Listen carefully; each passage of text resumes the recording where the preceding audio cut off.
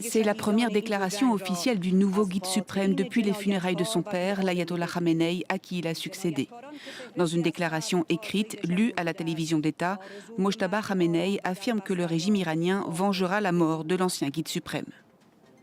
Nous nous engageons à venger son sang pur et celui de tous ceux qui ont été martyrisés au cours de ces deux guerres.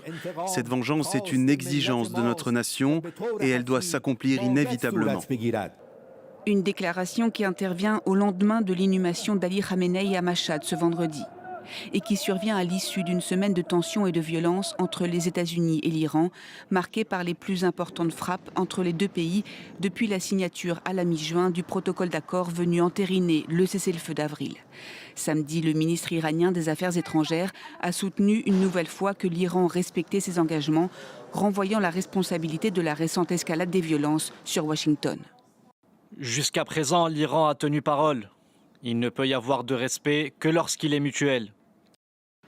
Du côté des États-Unis, Donald Trump affirme que le cessez-le-feu est désormais terminé, mais il accepte de poursuivre les négociations. La République islamique d'Iran nous a demandé de poursuivre les pourparlers. Nous avons accepté, mais les États-Unis leur ont fait savoir, sans la moindre ambiguïté, que le cessez-le-feu est terminé. Réagissant à des informations selon lesquelles l'Iran projetterait de l'assassiner, le président américain a publié un message sur les réseaux sociaux indiquant que 1000 missiles étaient prêts à être tirés sur l'Iran si besoin.